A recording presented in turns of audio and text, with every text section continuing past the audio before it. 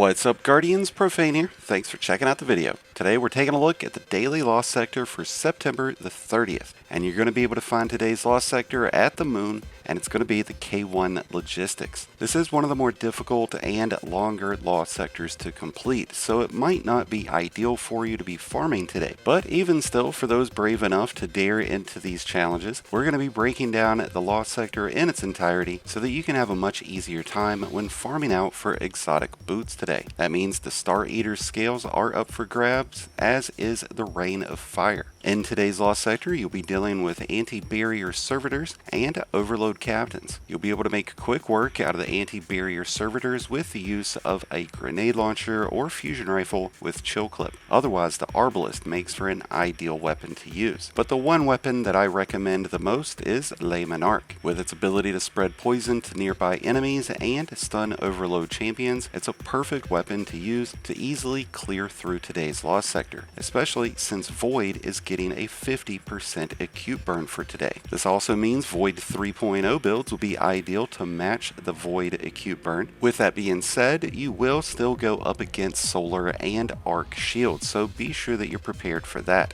But even against enemies with arc and solar shields, Le Monarch makes quick work out of them all, especially when utilizing a build that features high fire energy. If you do run a Void 3.0 build, you'll need to make sure that you're running Well of Tenacity to be able to get the damage resistance buff that will definitely come in handy. You're going to face off against a lot of snipers, so having sniper resistance mod might be beneficial for most of you. Having resilience over a 70 is always ideal, but it's not an absolute deal breaker. Being able to balance it with regeneration or resistance is just as important. A perfect weapon to go along with Le Monarch would be the Taipan linear fusion rifle, a new free-to-play linear fusion rifle that is absolutely one of the best in the sandbox. The first few encounters of K1 Logistics is fairly closed in, but you'll be able to stay from afar utilizing cover to easily wipe through the adds. Once you've got to the boss encounter, you want to rotate around the map in a counterclockwise method, clearing out the adds and then rotating along the way. While the K1 Logistics doesn't facilitate 1 and 2 minute clears, it's still a great way to farm for exotics for solo guardians, and with 3 to 4, even 5 minute clears, it's a great way to grab some of those exotics that are available today, especially the Star Eater scales and the Rain of Fire exotic boots. I wish you all the best and luck throughout your exotic farm today. Let me know how it's going in the comments below. Thank you for checking out today's video. I hope you've enjoyed and found it helpful. If so, then please be sure to hit that like button below, along with the subscribe button if you're new. Both are greatly appreciated, and both really do help support the channel. If you're in need of help throughout this season, maybe with a dungeon, a raid, or any of the seasonal content, then be sure to check out the Discord link in the description below and join one of the greatest communities in all of Destiny. And until next time, Guardians, this has been Profane, wishing you all some happy hunting.